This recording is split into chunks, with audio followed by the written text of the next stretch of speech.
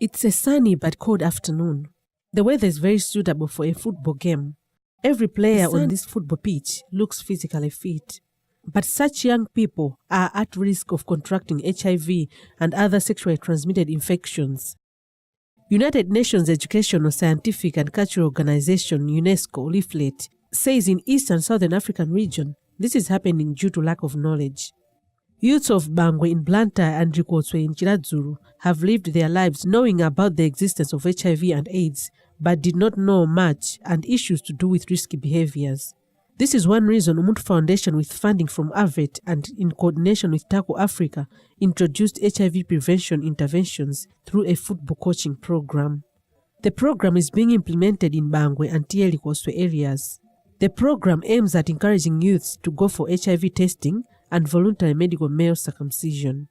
Youth Programs Coordinator for Umunthu Foundation, Peter Dias, says the organization realized that young people have been missing HIV and AIDS information in the traditional platforms such as drama, poems, songs, and billboards. He says this has been the case because the messages are disseminated to the youth through the channels that they do not like. We're using football to bring in the HIV messages as well as sexual reproductive health messages. This includes the VMMC as well, voluntary medical male circumcision. So what happens is we identify teams that has adolescent boys in the teams. So what normally happens is we identify the teams from different locations of Umunthu Foundation's catchment area. We're talking about Bangwe, Limbi, as well as part of Chiradzulu, Rikoswe. So we identify the teams. Then we take the coaches as peer educators. So we train the coaches, maybe a week or 2 weeks training course, whereby we train the coaches on how to deliver the sexual reproductive health rights, HIV messages, and voluntary medical male circumcision information. We had a study that we conducted as Umunthu Foundation. It shows that it's a big challenge when it comes to the turnout of the youth coming to the health centers to seek for information. So we had to sit down as Umunthu Foundation and think of how we can now engage these adolescent boys into the programs of the HIV so that they can have the information. One of the players, Gift Yazama, says youths are afraid of going for voluntary medical male circumcision because they do not have information. Before I was oriented on HIV and AIDS issues through this program, I did not know much about voluntary medical male circumcision.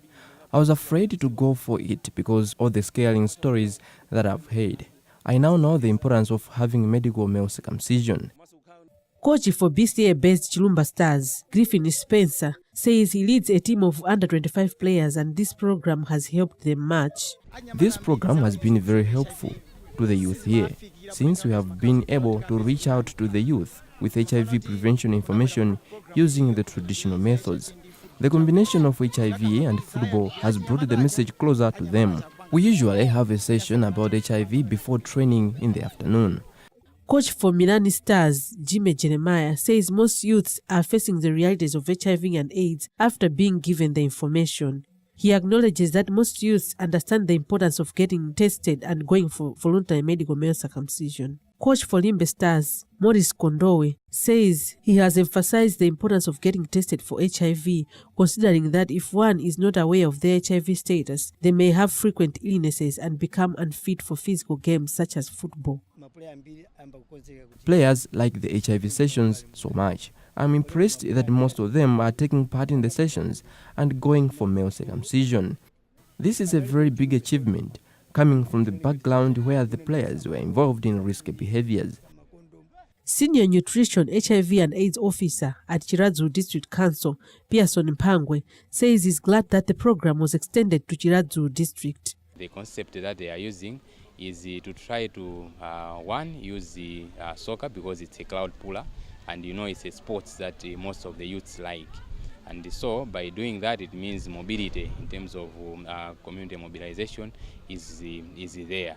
And as well, they try to want to use whatever happens when people are playing football, and then they try to apply it in terms of the relationship with HIV and AIDS. HIV and AIDS is a serious issue because, as you can see from the Malawi Health and Development Service that has just been released, you can see that the numbers in terms of HIV prevalence is still rising amongst the youth. In Malawian circles, football players have been associated with having multiple and concurrent sexual partners, alcohol and drug abuse. Therefore, incorporating HIV prevention messages might as well be a game changer and part of the game. Executive Director for Umunthu Foundation, David Odali, says HIV prevention through football coaching is a new approach which is departing from traditional methods of disseminating HIV messages to the youth. He says before the program, the organization noted that many youths engaged in risky behaviors such as alcohol and drug abuse and had multiple and concurrent sexual partners. A new concept which in our view, we look at it as a game changer because it brings a shift from the traditional approach which we have been using to disseminate information on HIV and AIDS to the youth. You know, we have been using poems, drama plays, songs, sometimes even traditional dances, which have been talking about HIV and AIDS to carry information, you know, about HIV prevention, you know, AIDS itself, you know, modes of transmission.